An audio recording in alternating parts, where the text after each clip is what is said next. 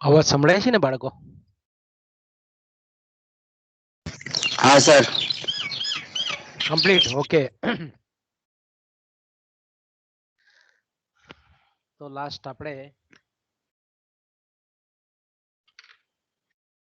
Recess પહેલાના પીરિયડમાં આપણે જે ચર્ચા કરતા હતા તેને આપણે કન્ટિન્યુ રાખીએ.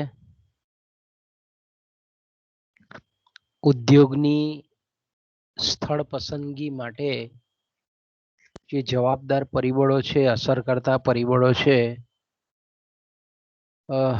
તેની આપણે ચર્ચા કરતા હતા અને એમાં આપણે ઉદ્યોગોનું કેન્દ્રીયકરણ અને એ ઉદ્યોગના કેન્દ્રીયકરણથી ઉદ્ભવતા જે લાભો છે એ લાભોની પ્રાપ્તિ માટે ઉદ્યોગના જે એકમો છે તેને કઈ રીતે બાહ્ય કરકસરના લાભો પ્રાપ્ત થાય કે જે આપણે સવારે જોઈ ગયા તે પ્રમાણે કે એ કેન્દ્રીયકૃત ઔદ્યોગિક વિસ્તારમાં જે પેઢીઓ સ્થાનીયકૃત થાય છે એને સરેરાશ ખર્ચમાં જે બચત થાય છે, એકમ દીઠ ખર્ચમાં જે કરકસર થાય છે, એને લીધે આપણે એમ કહી શકીએ કે કેન્દ્રીયકૃત વિસ્તારમાં દરેક પેઢીને નફામાં વધારો થાય છે એમ આપણે ચોક્કસ રીતે કહી શકીએ. અને આપણે જોયું તે પ્રમાણે કે ઉદ્યોગનું કેન્દ્રીકરણ થાય તો એને પરિણામ સ્વરૂપ આપણે જોઈ શકીએ છીએ કે ઇલેક્ટ્રિક પંખો બનાવવાનો જે ખર્ચ છે તે ખર્ચ આપણને નીચે એના ખર્ચના વક્રો છે તે નીચેની તરફ જતા આપણને જોવા મળે છે. એ આપણે સવારે ચર્ચા કરી ગયા. તો આ ઉદાહરણ દ્વારા આપણને એ વાતની સ્પષ્ટતા થાય છે કે જે જગ્યાએ ઉદ્યોગનું કેન્દ્રીકરણ થયેલું હોય છે તે જગ્યાએ શ્રમ વિભાજન અને વિશિષ્ટીકરણના કેટલાક લાભો પ્રાપ્ત થાય છે અને વસ્તુના એક ચોક્કસ અમુક ભાગોનું વિશિષ્ટીકરણ જ્યારે થતું હોય ત્યારે એ ઉદ્યોગની જે મુખ્ય પેદાશ છે એ મુખ્ય પેદાશના જે કંઈ પણ આનુષંગિક ઘટકો છે અથવા તો પેટા ભાગો છે એમાં એકમોનું વિશિષ્ટીકરણ થતા દરેક પેઢીને એનો ફાયદો થતો જોવા મળે છે.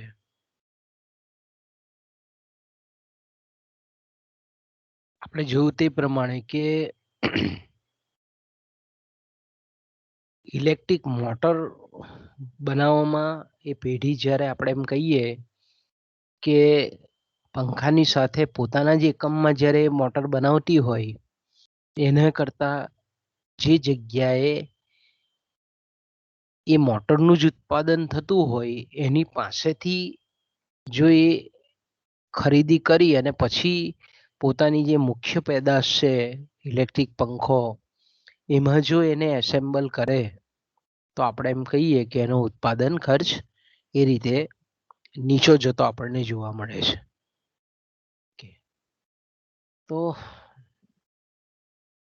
ઉદ્યોગનું મેં કીધું તેમ કે ઉદ્યોગનું વિશિષ્ટ આપણે ઉદ્યોગનું કેન્દ્રીકરણ થાય એટલે આ રીતે વિશિષ્ટીકરણની પ્રક્રિયા હાથ ધરાય છે. અને આ તો એક આપણે ઇલેક્ટ્રિક મોટરની વાત કરી, એ રીતે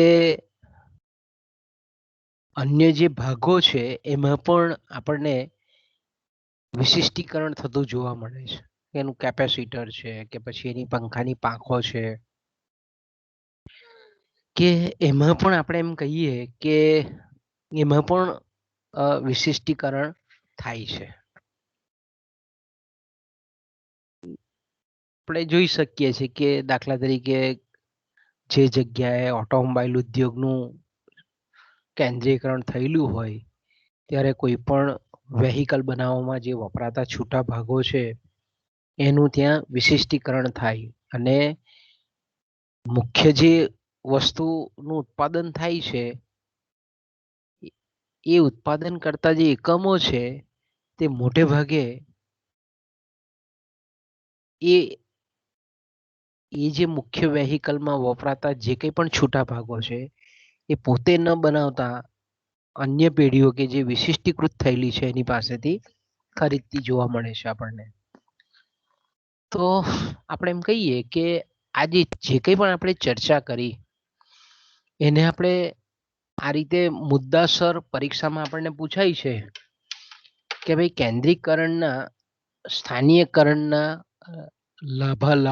લાભાલાભ એટલે આપણે એની જો સંધિ છૂટી પાડીએ તો લાભ અને અલાભ, ફાયદા અને ગેરફાયદા પરીક્ષામાં 150% પ્રશ્ન પૂછાય જ કે ઉદ્યોગોનું કેન્દ્રીકરણ એટલે શું, ઉદ્યોગોના કેન્દ્રીકરણથી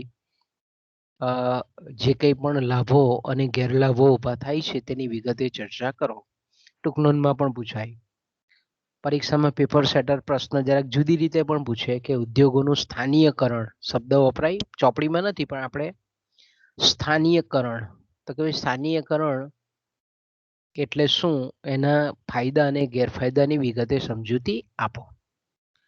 આપણે જે કંઈ પણ અત્યાર સુધીની ચર્ચા કરી ગયા એને આપણે આ રીતે મુદ્દાસર પણ લખી શકીએ કે કેન્દ્રીકરણના જે લાભો છે, બરાબર, આપણી ચોપડીમાં ગેરલાભો નથી આપ્યા, આપણે ખાલી લાભો જ બતાવેલા છે. ઉદ્યોગના કેન્દ્રીકરણના ગેરલાભો પણ છે, પરીક્ષામાં બંને પૂછાય છે, પણ આપણી બુકમાં એની કોઈ ચર્ચા છે નહીં. તો આપણે એમ કહીએ કે કેન્દ્રીકરણના લાભોને જો આપણે મુદ્દાસર આ રીતે જો ચર્ચવા હોય તો એ રીતે આપણે ચર્ચી શકીએ કે દાખલા તરીકે પહેલું મેં કીધું તેમ કે એક જ વિસ્તારમાં એટલે કે જ્યાં ઉદ્યોગનું કેન્દ્રીયકરણ થયેલું છે ત્યાં ઘણી વખત આપણે જોઈએ છીએ ત્યાં કે ભાઈ એક જ ઉદ્યોગની ઘણી પેઢીઓ હોય, ક્યાં તો જુદા જુદા ઉદ્યોગની પેઢીઓ પણ એ વિસ્તારમાં સ્થાનીયકૃત થયેલી હોય છે. તો પહેલો તો જો આપણે એને પહેલો જો લાભ આપણે જો જોઈએ તો કાચા માલ સામાનનો પુરવઠો, આપણે એમ કહીએ કે એના ઉત્પાદકો ઘણા બધા હોય એટલે કાચા માલનું ઉત્પાદન અથવા તો એના આયાતકારો હોય, કાચો માલ અન્ય દેશોમાંથી કે અન્ય પ્રદેશોમાં લાવીને વેચતા એકમો આપણને ત્યાં સ્થપાયેલા જોવા મળે. એટલે આપણે એમ કહીએ કે જે જગ્યાએ ઉદ્યોગનું કેન્દ્રીકરણ થયેલું છે ત્યાં કાચો માલ સામાનના ઘણા બધા સપ્લાયરો, ઘણી બધી કંપનીઓ એ સ્થપાતી હોય છે. એટલે આપણે એમ કહી શકીએ કે કાચા માલનો પુરવઠો છે તે અવિરત રીતે મળ્યા કરે છે. અને આપણે સવારે પણ ચર્ચા કરી તે પ્રમાણે કાચા માલનો પુરવઠો તો મળે જ છે, પણ કાચા માલ સામાનમાં પણ વિવિધ પ્રકારનો કાચો માલ એટલે કે કાચા માલ સામાનની પસંદગીની તકો પણ ઘણી બધી ઉપલબ્ધ થાય. અલગ અલગ પ્રકારની ગુણવત્તાવાળા, અલગ અલગ કિંમતના, અલગ અલગ ખાસિયતો ધરાવતા કાચા માલ સામાન એ મળી રહે છે. કારણ કે જે જગ્યાએ ઉદ્યોગનું સ્થાનીયકરણ થયેલું છે એ ઉદ્યોગ નો કાચો માલ ઉત્પન્ન કરતા એકમો તો ત્યાં સ્થપાય જ છે, પણ એને લીધે જે બીજા કેટલાક ઉદ્યોગો છે, એને આનુષંગિક પ્રવૃત્તિ કરતા ઉદ્યોગો છે, તેને પણ આ કેન્દ્રીકૃત ઉદ્યોગનો ફાયદો થતો હોય છે. આ પણ આપણે એમ કહીએ કે કેન્દ્રીકરણના લાભાલાભ છે.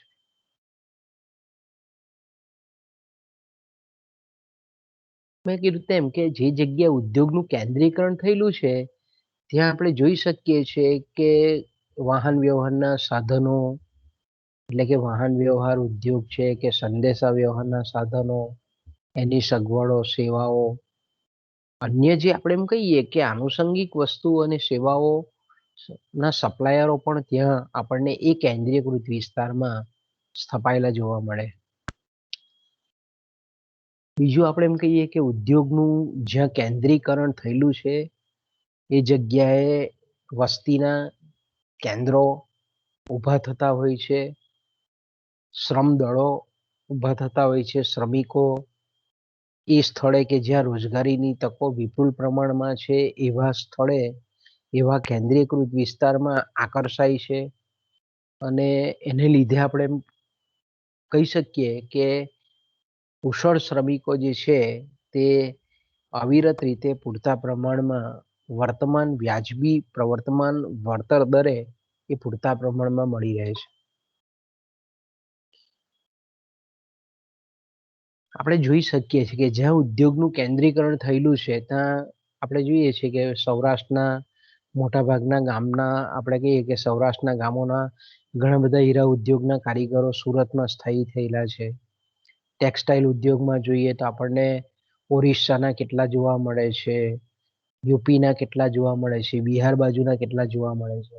શ્રમિકો ત્યાં આકર્ષાય છે. તો આવા સ્થળે આપણે એમ કહીએ કે શ્રમિકો પૂરતા પ્રમાણમાં મળી રહે છે અને પરિણામ સ્વરૂપ આપણે એમ કહીએ કે એનો જે વળતર દર છે તે પણ એકદમ વ્યાજબી હોય છે.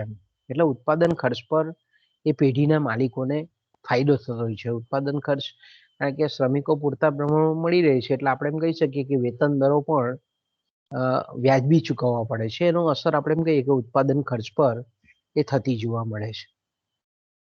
બીજું આપણે એમ પણ કહી શકીએ કે જે જગ્યાએ ઉદ્યોગનું કેન્દ્રીકરણ થયેલું છે ત્યાં આપણે અલગ અલગ જે એકમો છે એ એકમો એકબીજાના કોન્ટેક્ટમાં આવે, એકબીજાના સંપર્કમાં આવે અને પરિણામ સ્વરૂપ શું થાય કે સહકારની ભાવના ઉત્પન્ન થાય.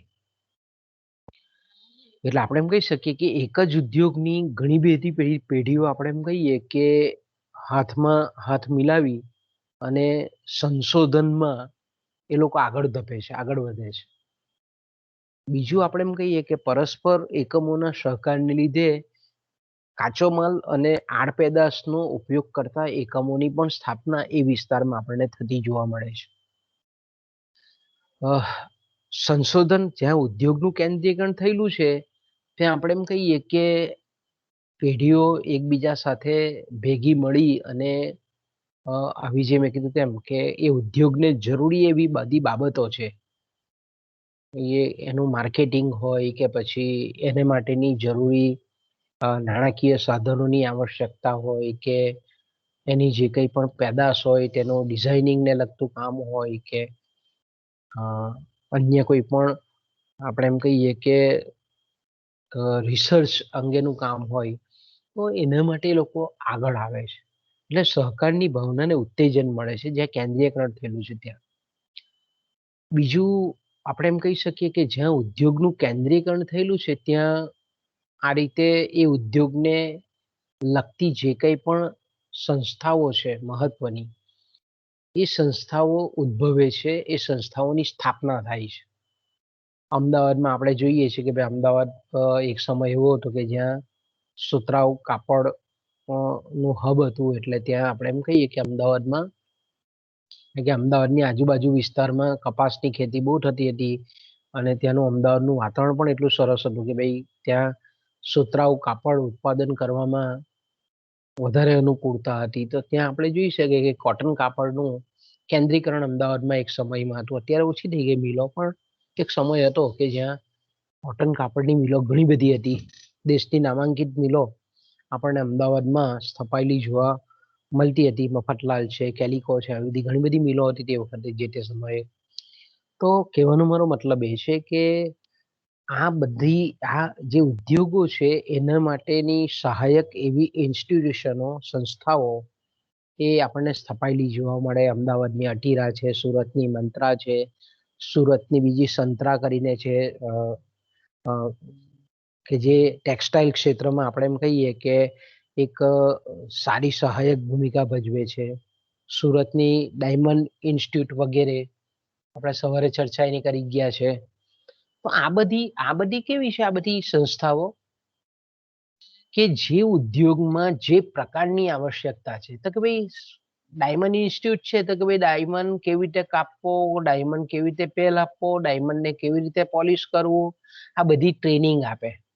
પછી એ ડાયમંડ પર આધારિત ઘરેણાં કઈ રીતે બનાવવા, પછી ઇમિટેશન ડાયમંડ આપણે એમ કહીએ કે ઇમિટેશન જ્વેલરી કઈ રીતે બનાવવી, આ બધા આપણે એમ કહીએ કે મુખ્ય જે ઉદ્યોગની પેઢીઓ છે તેને કોઈક ને કોઈક રીતે સહાયક થાય એવી સંસ્થાઓની આ કેન્દ્રીયકૃત વિસ્તારમાં સ્થાપના થાય. એ જ રીતે આપણે એમ કહી શકીએ કે જે જગ્યાએ ઉદ્યોગનું કેન્દ્રીકરણ થયેલું છે તો ત્યાં એ ઉદ્યોગને સંલગ્ન આપણે એમ કહીએ કે કુશળબદ્ધ શ્રમિકો મળી રહે એટલા માટે એન્જિનિયરિંગ કોલેજો છે, પોલિટેકનિક છે, આઈટીઆઈ છે, આ બધી સંસ્થાઓ પણ એ વિસ્તારમાં આપણને સ્થપાયેલી જોવા મળે છે.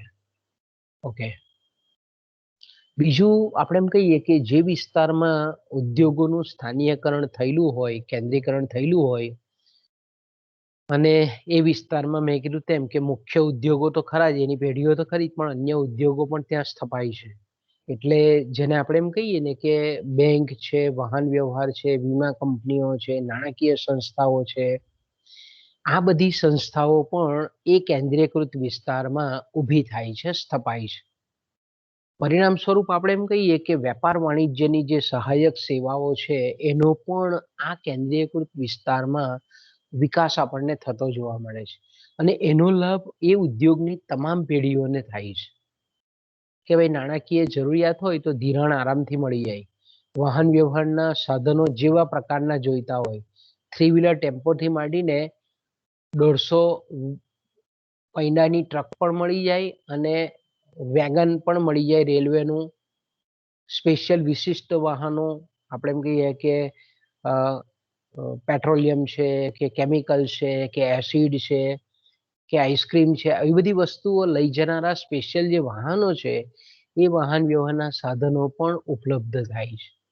જે જગ્યાએ ઉદ્યોગનું કેન્દ્રીયકરણ નથી ત્યાં આવા સાધનો મળતા નથી, પણ જે જગ્યાએ ઉદ્યોગનું કેન્દ્રીયકરણ થયેલું છે ત્યાં તમામ પ્રકારના વાહન વ્યવહારના સાધનો ઉપલબ્ધ થાય છે.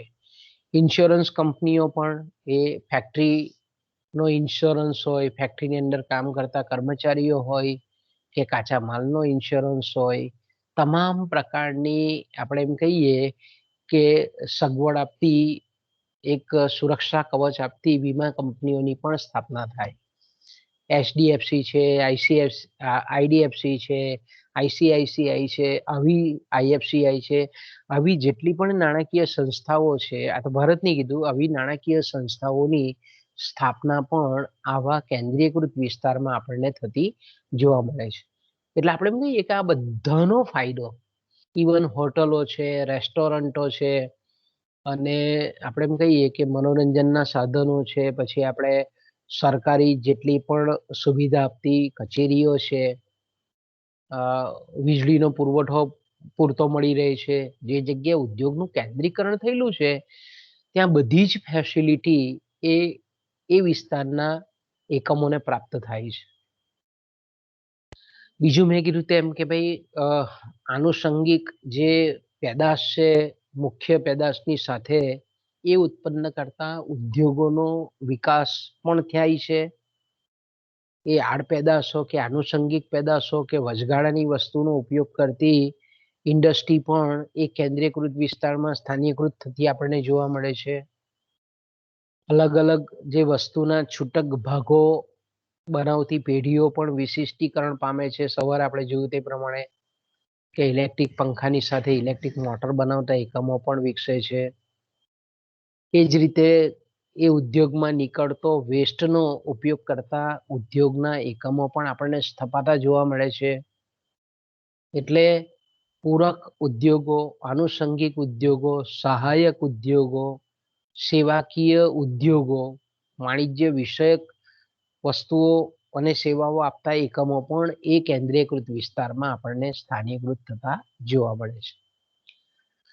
બીજું આપણે એમ કહીએ કે જે જગ્યાએ ઉદ્યોગનું કેન્દ્રીયકરણ થયેલું છે ત્યાં જુદા જુદા ઉદ્યોગોમાં જુદા જુદા પ્રકારના જે અસંખ્ય શ્રમિકો જે કામ કરતા હોય છે એવા સ્થળોએ સરકાર કે એ લોકો ઔદ્યોગિક એકમોનું જે સંગઠન હોય છે તે એ લોકો જો આપણે એમ કહીએ કે શ્રમિકોને તાલીમ આપવાનું ઈચ્છતી હોય તો આવા કેન્દ્રીયકૃત વિસ્તારમાં શ્રમિકોને વૈજ્ઞાનિક ઢબે તાલીમ આપવાનું પણ શક્ય બને છે. એટલે આપણે એમ કહી શકીએ કે એ ઉદ્યોગને અથવા તો એ ઉદ્યોગને આવશ્યક એવા શ્રમિકોની શિક્ષણ અને તાલીમ આપતી સંસ્થાઓ, વિશિષ્ટ શિક્ષણ અને વિશિષ્ટ તાલીમ આપતી સંસ્થાઓ પણ આવા કેન્દ્રીકરણ પામેલા વિસ્તારમાં ડેવલપ થાય છે, વિકાસ પામે છે.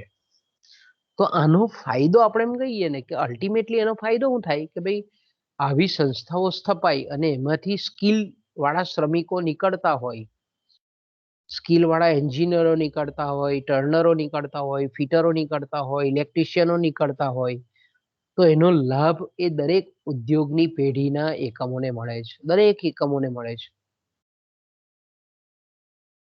અને એ ખર્ચમાં બચત કરાવે છે. ઓકે,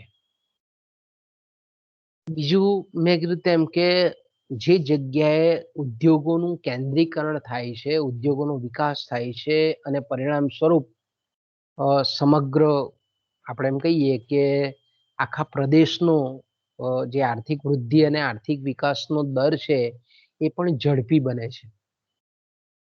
આપણે એમ કહીએ કે ઔદ્યોગિકરણને લીધે અથવા તો ઉદ્યોગોના કેન્દ્રીકરણને લીધે ઉદ્યોગોનો વિકાસ થતા અને આપણે એમ કહીએ કે એની અસર આજુબાજુના પીઠ વિસ્તારો પર પડે છે અને એને લીધે એ પ્રદેશનો તો વિકાસ થાય જ છે, એ કેન્દ્રીયકરણ પામેલા વિસ્તારનો તો, પણ એ વિકાસના જે ફળ છે તે આજુબાજુના અલ્પ વિકસિત કે પછાત પ્રદેશોને પણ એનો ફાયદો થાય છે.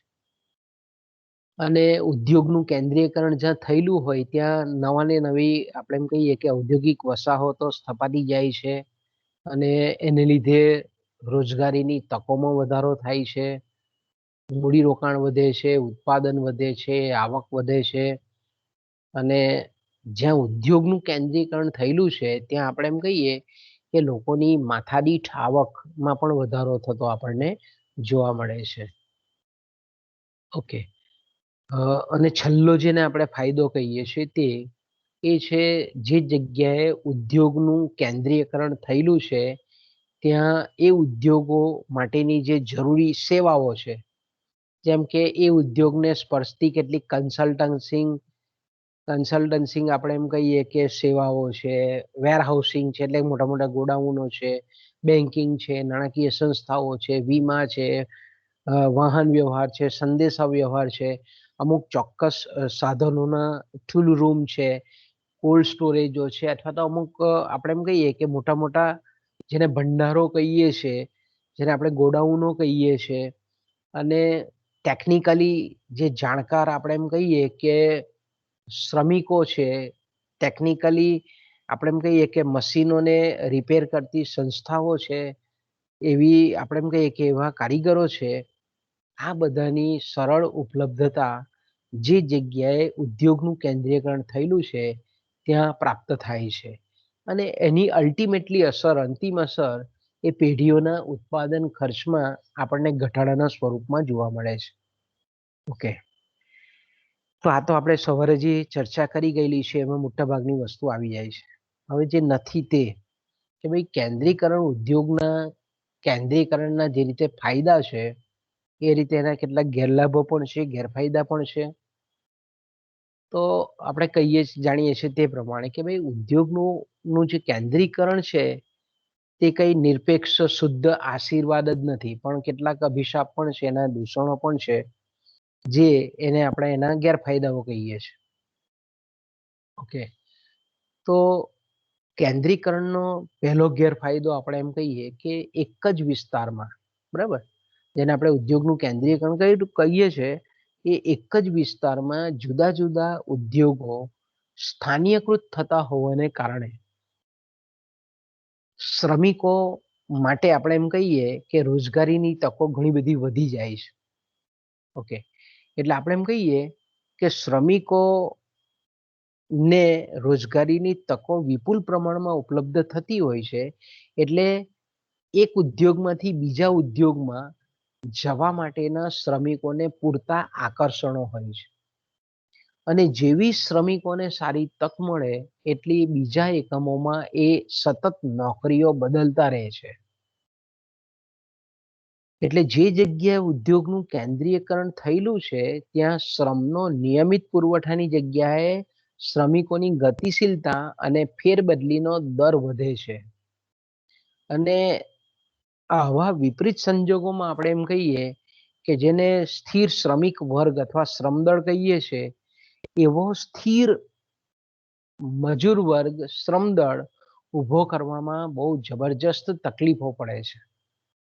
એટલે આપણે એમ કહી શકીએ ને કે કારીગરે કોઈક જગ્યાએ કારખાનામાં કોઈક કુશળ કારીગર છે એને એક કારખાનામાં ધારો કે 20,000 રૂપિયા પગાર આપવામાં આવે છે, તો એ જ એરિયામાં, એ જ વિસ્તારમાં, એ જ કેન્દ્રીયકૃત ઉદ્યોગનું કેન્દ્રીયકરણ થયેલું છે તે વિસ્તારમાં બીજી પેઢી એ જ કારીગરને 30,000 રૂપિયા પગાર આપવા તૈયાર હતી. તો શ્રમિક શું કરે છે કે આ 20,000 વાળી નોકરી છોડીને 30,000 મેળવવા માટે ચાલ્યો જાય છે. તો આપણે એમ કહીએ કે એક બાજુ આપણે એમ કહીએ કે કેન્દ્રીકરણનો આ ફાયદો છે કે કુશળબદ્ધ શ્રમિકોનો પુરવઠો નિરંતર રીતે મળે છે, પણ વ્યવહારિક જગતમાં આપણે જોઈએ છીએ કે આ રીતે ઉદ્યોગોનું કેન્દ્રીયકરણ થતા રોજગારીની તકો વધતા શ્રમિકો એક એકમમાંથી બીજા એકમમાં, એક ઉદ્યોગમાંથી બીજા એક ઉદ્યોગમાં સતત ફેરબદલી કરતા જોવા મળે છે. એટલે આપણે એમ કહીએ કે સ્થિર શ્રમદળનો પુરવઠો જે મળવો જોઈએ તે ઘણા સંજોગોમાં મળતો હોતો નથી. ઓકે, બીજું આપણે એમ કહી શકીએ કે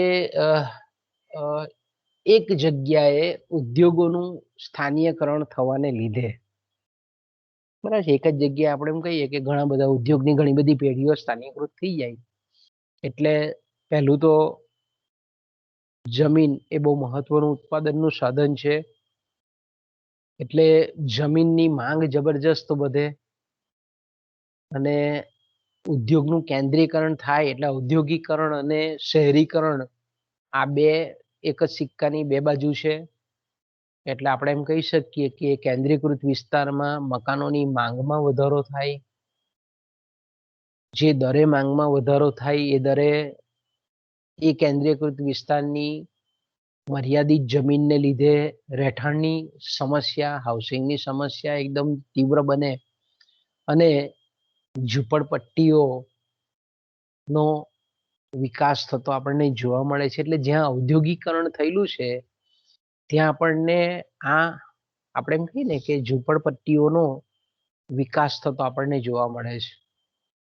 આપણે મુંબઈની વાત કરીએ તો બોમ્બેની જે ધારાવી છે તે આ જ પ્રકારના ઉદાહરણમાં બરાબર ફિટ બેસે છે, કારણ કે જમીનના ભાડાના દર અને જમીનની વેચાણ કિંમત એટલી બધી ઊંચી છે જેથી કરીને જે શ્રમિકો છે તેને પરવડે નહીં, એટલે ઝૂંપડપટ્ટી આવા જે ગંદા વસવાટો છે તેમાં પોતાનો આશરો લેતા આપણને જોવા મળે છે શ્રમિકો. આ એક કેન્દ્રીયકરણની નબળાઈ છે આપણે એમ કહીએ તો. બીજું કે જ્યાં ઉદ્યોગોનું કેન્દ્રીકરણ થયેલું છે ત્યાં ઉદ્યોગો વચ્ચે આંતરિક સ્પર્ધા વધે છે. ઉદ્યોગો વચ્ચે પરસ્પર હરીફાઈ આપણને થતી જોવા મળે છે કે ભાઈ કાપડ ઉદ્યોગ અને જરી ઉદ્યોગ વચ્ચે ઘણી વખત આપણને કોમ્પિટિશન જોવા મળે. અને બીજું એવું થાય કે એક જ વિસ્તારમાં ઉદ્યોગોના કેન્દ્રીકરણને લીધે ઉદ્યોગો વચ્ચે હરીફાઈ થતા ઉદ્યોગો વચ્ચે શ્રમિકો મેળવવા માટે હરીફાઈ થાય છે. બીજું આપણે એમ કહીએ કે જે જગ્યાએ ઉદ્યોગનું કેન્દ્રીકરણ થયેલું છે ત્યાં જમીન છે, શ્રમિકો છે, મૂડી છે, અન્ય જે ઉત્પાદનના સાધનો છે એના ભાવોમાં આપણને જબરજસ્ત વધારો થતો જોવા મળે છે. અને એને પરિણામ સ્વરૂપ આપણે એમ કહીએ કે ઉત્પાદનના સાધનોના ખૂબ ઊંચા ભાવો એ વાસ્તવમાં આપણે એમ કહીએ કે વધારે પડતા કેન્દ્રીયકરણને લીધે એ આર્થિક નુકસાન પણ કરાવે છે ઔદ્યોગિક એકમોને. એને લીધે આપણે એમ કહી શકીએ કે બહુ બહુ મોટું વધારે પડતું આપણે એમ કહીએ કે એગ્લોમરેશન થયેલું હોય, સ્થાનીયકરણ થયેલું હોય તો આ રીતે ઉત્પાદન ખર્ચ આપણને વધતો પણ જતો જોવા મળે છે. કે જમીનના ભાવો ખૂબ આસમાને ચડે છે, મૂડીના ભાવો પણ ઘણા બધા ઊંચા, એના વળતર દરો ખૂબ ઊંચા જોવા મળે આપણને. ઓકે, બીજું આપણે એમ કહીએ કે ત્રીજો ગેરફાયદો છે કે એક જ વિસ્તારમાં જ્યારે ઉદ્યોગોનું કેન્દ્રીયકરણ થાય છે ત્યારે કેટલાક આપણે એમ કહીએ કે બીજા કેટલાક ડેન્જર પ્રશ્નો, ભયાનક પ્રશ્નો, વિકટ પ્રશ્નો ઉભા થાય છે. ઉદ્યોગનું કેન્દ્રીયકરણ થાય એટલે મેં કીધું તેમ કે એક તો વસ્તી વધે, અને વસ્તીમાં જે વધારો થાય, કારણ કે વસ્તીની ગીચતા વધે, વસ્તી વધે, શહેરીકરણ થાય, અને શહેરીકરણને લીધે સૌથી મોટો પ્રશ્ન એ વાહન વ્યવહારનો ઊભો થાય. વાહન વ્યવહારની મુશ્કેલીમાં વધારો થાય. અને આપણે જોઈ શકીએ છીએ કે બેંગ્લોર છે કે મુંબઈ છે, વાહન વ્યવહારના સાધનોની તીવ્ર અછત સર્જાઈ.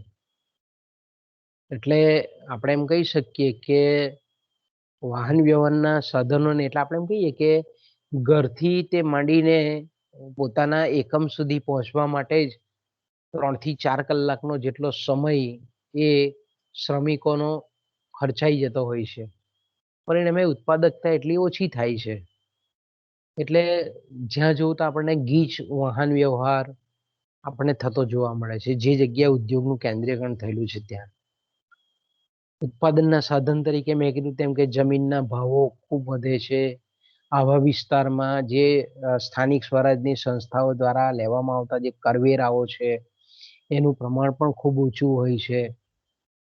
શ્રમિકોને રહેવા માટેની, મેં કીધું તેમ કે જમીનના ભાવો ઊંચા હોય એટલે રહેઠાણની તંગી ઊભી થાય છે, એટલે ગંદા વસવાટો, ઝૂંપડપટ્ટી નિર્માણ થાય અને એમાં અસામાજિક તત્વો પેદા થાય. હવે આવા વિસ્તારના જે શ્રમિકો છે તે ત્યાં આપણે જોઈએ છીએ કે ભાઈ દારૂ છે, જુગાર છે, આવી બધી જે સામાજિક બદીઓ છે ત્યાં આપણને ખદબદતી જોવા મળે છે. તો એની અસર તો આપણે એમ કહીએ કે શ્રમિકોના સ્વાસ્થ્ય પર તો થાય જ. એની અસર આપણે એમ કહીએ કે એના સ્વાસ્થ્ય પર પ્રતિકૂળ અસર થાય છે.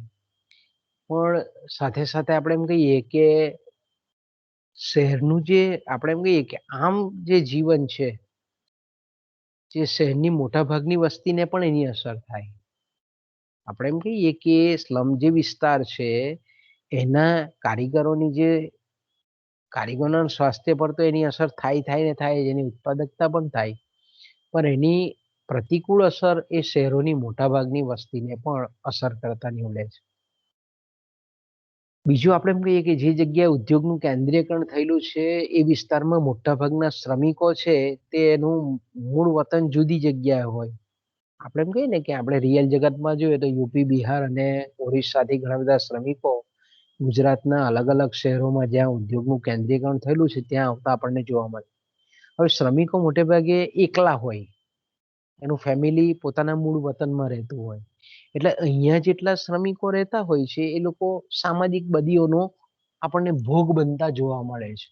એટલે બધા આપણે એમ કહીએ કે અસામાજિક તત્વો એ ઉભા થતા હોય છે.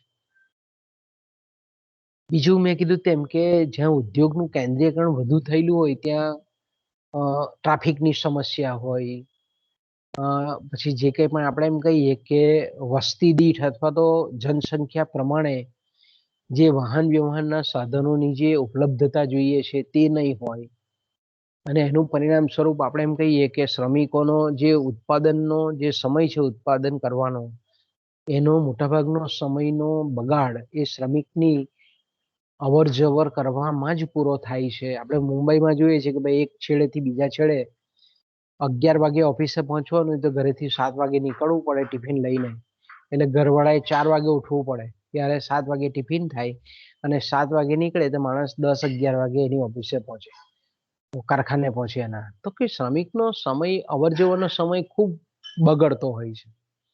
એટલે હવે આ બધા જે પ્રશ્નો છે, ટ્રાફિકના પ્રશ્નો છે, ઘોંઘાટ છે, સતત ગળદી છે, શ્રમિકોનો અવર જવરનો વેસ્ટિંગ ટાઈમ, એ સામાજિક રીતે પણ અનિચ્છનીય છે અને આર્થિક રીતે પણ અનિચ્છનીય છે. એ જ રીતે આપણે જાણીએ છીએ તે પ્રમાણે કે જે જગ્યાએ ઉદ્યોગનું વધારે પડતું કેન્દ્રીકરણ થયેલું હોય, સ્થાનીયકરણ થયેલું હોય, ત્યાં હવાના પ્રદૂષકો, હવાનું પ્રદૂષણ જબરજસ્ત હોય. આપણે જોઈએ છે અંકલેશ્વરમાં જઈએ છે તો આપણને ગમે તેટલા ઊંઘમાં હોય તો પણ આપણને ખબર પડી જાય કે અંકલેશ્વર આવ્યું, કારણ કે રસાયણ ઉદ્યોગનું કેન્દ્રીકરણ થયેલું છે. હવાનું પ્રદૂષણ આપણે નોઈડા જોઈએ છે, દિલ્હી જોઈએ છે, એ ઉદ્યોગો ધમધમે છે ત્યાં આ રીતે હવાનું પ્રદૂષણ એટલે ઓક્સિજનની માત્રા ઓછી, અને આપણે એમ કહી શકીએ કે હવાનું પ્રદૂષણને લીધે જ્યાં ઉદ્યોગનું કેન્દ્રીકરણ થયેલું છે ત્યાં આપણે એમ કહીએ કે શ્વાસોશ્વાસની પ્રક્રિયાના કેટલાક બધા આપણે એમ કહીએ કે રોગોના ભોગ એ શ્રમિકો અને લોકો બનતા હોય છે. જે જગ્યાએ ઉદ્યોગનું કેન્દ્રીકરણ થયેલું છે, આપણે જોઈ શકીએ છીએ કે સુરતમાં કાપડ ઉદ્યોગનું કેન્દ્રીકરણ થયેલું છે તો ત્યાં તમે જોઈએ તો આખો દિવસ પેલો સંચા ચાલવાનો અવાજ આવતો હોય. તો એક જાતનું આપણે એમ કહીએ કે માનસિક વ્યગ્રતાને પ્રેરે છે. આપણે માનસિક રીતે આપણને એ ત્રાસજનક લાગે છે. એ જ રીતે જે જગ્યાએ ઉદ્યોગનું આપણે કહીએ કે કેન્દ્રીકરણ થયેલું હોય ત્યાં પાણીનું પ્રદૂષણ, જળનું પ્રદૂષણ જેને આપણે કહીએ છીએ કે ગંદુ પાણી એ પીવાના પાણીના સ્ત્રોતમાં અથવા તો ખેતરોમાં એને ડ્રેન કરવામાં આવે, એટલે આપણે એમ કહી શકીએ કે ઘણી બધી આપણે એમ કહીએ કે પાણીના જે પ્રદૂષકો છે તે માણસના શરીરમાં પ્રવેશે ને પાણીજન્ય રોગો, કોલેરા છે, મરડો છે, આવા બધા રોગો પણ આપણે એમ કહીએ કે આવા વિસ્તારમાં ફેલાતા હોય છે જે જગ્યા ઉદ્યોગનું કેન્દ્રીકરણ થયેલું હોય ત્યાં. એ જ રીતે જમીનનું પ્રદૂષણ કે જ્યાં આપણે એમ કહીએ કે ઉદ્યોગનું કેન્દ્રીકરણ થયેલું હોય છે ત્યાં આ રીતે મેં કીધું તેમ કે કેમિકલ વેસ્ટ નાખવામાં આવે અને અન્ય પ્રકારના ઔદ્યોગિક કચરાઓ જ્યારે ઠાલવવામાં આવે તો એ જે જમીન છે તે ધીરે ધીરે આપણે એમ કહીએ કે બિન ઉત્પાદકીય બંજર બની જતી આપણને જોવા મળે. તો આવા ઘણા બધા પર્યાવરણીય પ્રશ્નો પણ વધારે પડતા ઉદ્યોગોના કેન્દ્રીયકરણને લીધે થતા જોવા મળે છે. તો આપણે એમ કહી શકીએ કે ઉદ્યોગોનું જે સ્થાનીયકરણ છે તે ઘણી વખત જે રાજ્યનું કે પ્રદેશનું જે પર્યાવરણ છે એના પ્રદૂષણ માટેનું મુખ્ય કારણ પણ બનતું હોય છે. એટલે આપણે પર્યાવરણમાં કાર્બન મોનોક્સાઇડ છે કે કાર્બન ડાયોક્સાઇડ છે એનું પ્રમાણ વધે તો એની અસર આપણે એમ કહીએ કે ગ્રીન ગેસ, બરાબર છે, જેને આપણે એને લીધે ગ્લોબલ વોર્મિંગ અથવા તો આપણે એમ કહીએ કે ગરમીનું સ્તર પણ આપણને વધતું જતું જોવા મળે છે. તો આવા જે ઔદ્યોગિક વિસ્તાર છે એમાં જે રહેતા લોકો છે આવા કેન્દ્રીયકૃત વિસ્તારમાં એ અલગ અલગ રોગથી પીડાતા હોય. એટલે આપણે એમ કહીએ કે જ્યાં ઉદ્યોગોનું કેન્દ્રીયકરણ થયેલું હોય ત્યાં એક જાતની હતાશા જોવા મળે, નિરાશા જોવા મળે, માનસિક રોગો જોવા મળે, સ્કિઝોફ્રેનિયા છે કે આપણે એમ કહીએ ને કે અસ્થમા છે કે આવા બધા જે રોગો છે એનાથી લોકો પીડાતા આપણને જોવા મળે છે. ઓકે, બીજું આપણે એમ કહીએ કે જ્યાં ઉદ્યોગોનું કેન્દ્રીયકરણ થયેલું હોય ત્યાં આપણે જોઈ શકીએ છીએ કે પ્રદેશના અમુક જ વિસ્તારમાં આર્થિક પ્રગતિ આપણને થતી દેખાય છે, પણ દેશના જે અન્ય પ્રદેશો છે તેમાં આપણને પછાતપણું જોવા મળે છે. એટલે જે જગ્યા ઉદ્યોગનું કેન્દ્રીયકરણ થયેલું છે એ વિસ્તાર છે તે આપણને આર્થિક રીતે સમૃદ્ધ વિસ્તાર દેખાય, ત્યાં પ્રાદેશિક વિકાસ આપણને દેખાય. પણ અમુક જે આપણે એમ કહીએ કે જે જગ્યાએ ઉદ્યોગનું કેન્દ્રીકરણ નથી થયેલું ત્યાં આપણે એમ કહીએ કે પ્રાદેશિક વિકાસનો અભાવ જોવા મળે અને એને પરિણામ સ્વરૂપ આપણે એમ કહી શકીએ કે પ્રાદેશિક અસમતુલા સમગ્ર દેશ વ્યાપી જોવા મળે અને એને લીધે આપણે એમ કહીએ કે સામાજિક અને રાજકીય અસ્થિરતા આપણને એનું મેઇન મુખ્ય કારણ એ જોવા મળે છે. આપણે જોઈ શકીએ છીએ રિયલ જગતમાં પણ કે ગુજરાતમાં આપણે જોઈએ છે કે ગુજરાતનો મેઇન કોરિડોર છે, બરાબર, અમદાવાદ મહેસાણા સુધીનો. આ બાજુ આપણે વાપીથી જોઈએ તો ગોલ્ડન કોરિડોર કહીએ છીએ તેને આપણે. તો એની આજુબાજુ આપણને ગુજરાતમાં વિકાસ દેખાય, પણ આપણે પૂર્વ આદિવાસી પટ્ટીમાં જોઈએ તો આપણને લોકોનું જીવન ધોરણ એ થોડું નીચું જોવા મળે. જો આપણે સામાજિક અને આર્થિક માપદંડોની જો તુલનાત્મક રીતે અભ્યાસ કરીએ તો ગુજરાતમાં જ આપણે જોઈ શકીએ છીએ કે જે વિસ્તારમાં આ રીતે ઉદ્યોગોનું કેન્દ્રીયકરણ થયેલું છે તે વિસ્તારમાં બધા જ જે સામાજિક અને આર્થિક માપદંડો છે તે આપણને થોડા ઊંચા જોવા મળે કમ્પેર ટુ આ પૂર્વ પટ્ટીની. આપણે કહીએ તો દાદરા નગર હવેલીથી વાપીથી માંડીને આ બાજુ બનાસકાંઠા સાબરકાંઠા સુધીની આખી જે પૂર્વ પટ્ટી છે તે. તો અહીંયા આપણે એમ કહીએ કે અહીંયા એક બાજુ ઔદ્યોગિક કેન્દ્રીયકરણ છે અને બીજો બાજુ એનો અભાવ છે. તો ગુજરાતનો પ્રાદેશિક અસંતુલિત વિકાસ આપણને અહીંયા જોવા મળે છે. તો આપણે એમ કહીએ કે એક કેન્દ્રીયકરણનો ગેરલાભ છે એવું આપણે કહી શકીએ. ઓકે. બીજું કે જ્યાં ઉદ્યોગોનું કેન્દ્રીયકરણ થયેલું હોય ત્યાં આપણે ઔદ્યોગિક અશાંતિ પણ ઘણી બધી જોવા મળે. ખાસ કરીને આપણે એમ કહીએ કે એવા વિસ્તારમાં હડતાલો છે, શ્રમિકોના દેખાવો છે, તાળાબંધી છે, આવી બધી આપણે એમ કહીએ કે જે જગ્યાએ ઉદ્યોગો સ્થપાયેલા છે એ વિસ્તારમાં આપણને આવી બધી ઔદ્યોગિક અશાંતિના સ્વરૂપો આપણી સમક્ષ ઊભા થયેલા જોવા મળે છે. અને બીજો જે ગેરફાયદો છે કે જે વિસ્તારમાં ઉદ્યોગોનું કેન્દ્રીયકરણ થયેલું છે ત્યાં લોકો જે છે સામાન્ય પ્રજા છે એનો જીવન નિર્વાહનો ખર્ચ પણ ખૂબ વધતો જોવા મળે છે. એટલે આપણે એમ કહી શકીએ કે શિક્ષણ છે, આરોગ્ય છે, સ્વચ્છતા છે, જાહેર જે કંઈ પણ વાહન વ્યવહારની સુવિધાઓ છે, પરિવહનની સવલતો છે, આવી સ્થાનિક જે સુવિધાઓ છે એના પર એક જાતનું આપણે એમ કહીએ કે દબાણ આવતું આપણને જોવા મળે છે. એટલે બીજું એનો ખર્ચ તો વધે જ છે. આ બધી જ વ્યવસ્થાઓનો શિક્ષણનો પાછળનો ખર્ચ વધે છે, આરોગ્ય પાછળનો પણ આપણને ખર્ચ આવા કેન્દ્રીયકૃત વિસ્તારમાં વધતો આપણને જોવા મળે છે. ઓકે. તો આપણે એમ કહી શકીએ કે ઔદ્યોગિકરણના આવા ઘણા બધા ગેરલાભો આપણને જોવા મળે છે. ઓકે. બીજું આપણે એમ કહીએ કે જે જગ્યાએ ઉદ્યોગોનું કેન્દ્રીયકરણ થયેલું છે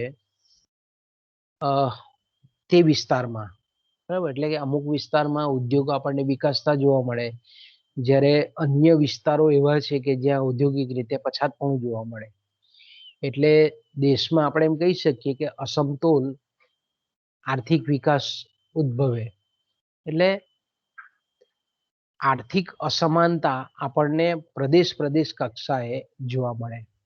બીજું ઉદ્યોગોમાંથી જે પરિણમતા કે ઊભા થતા જે કંઈ પણ નાણાકીય અને બિન નાણાકીય લાભો છે એ અમુક જ વિસ્તારની લોકોને એનો લાભ મળે છે, એની પ્રજા ભોગવે છે. એટલે એનું પરિણામ એવું આવે કે આવક અને સંપત્તિની જે અસમાનતા છે એ ઔદ્યોગિક કેન્દ્રીયકરણને લીધે આપણને વધતી જતી જોવા મળે છે. બીજું આપણે ચર્ચા કરી ગયા તે પ્રમાણે કે જે જગ્યાએ ઉદ્યોગનું કેન્દ્રીયકરણ થયેલું છે ત્યાં મજબૂત જે યુનિયનો છે, મજૂર મંડળો છે એ સ્થપાય છે. અને એને પરિણામ સ્વરૂપ આપણે એમ કહીએ કે વારંવાર ઔદ્યોગિક અશાંતિઓ, તોફાનો, તાળાબંધી, તોડફોડ, હડતાલો આવું બધું આપણને થતું જોવા મળે છે.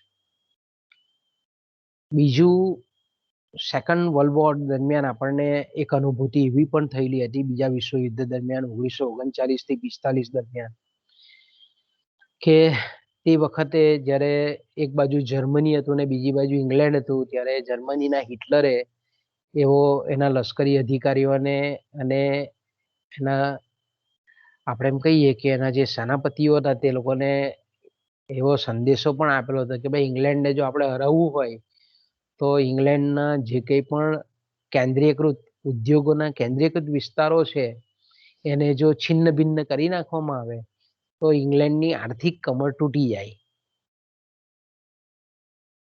ઉદ્યોગનું કેન્દ્રીયકરણ ને જો કોઈ પણ હિસાબે એને નષ્ટ કરવામાં આવે ઇંગ્લેન્ડના, તો ઇંગ્લેન્ડ આર્થિક રીતે આપણે એમ કહીએ કે છિન્ન ભિન્ન થઈ જાય. તો ઉદ્યોગનું કેન્દ્રીયકરણનું આ પણ એક જોખમ રહેલું છે કે ભાઈ એક જ જગ્યાએ જો ઉદ્યોગનું કેન્દ્રીકરણ થયેલું હોય અને કોઈક અન્ય જો આપણે એમ કહીએ કે દેશને જો બીજા દેશને હરાવવો હોય તો એના ઉદ્યોગોને નષ્ટ કરી નાખે, તો એની બહુ મોટી આર્થિક સમસ્યાઓ એ દેશમાં ઊભી થતી આપણને જોવા મળે છે. તો આટલા કેટલાક ગેરલાભો છે એના. ઓકે, તો બાળકો અહીંયાથી આપણે વિરામ લઈએ, કારણ કે હજુ પણ આપણે નીકળશે એક ટાઈમ, આખો પીરિયડ નીકળી જશે હજુ. હવે કાલે જ જઈશું આપણે, બરાબર? અહીંયાથી આપણે અટકીએ.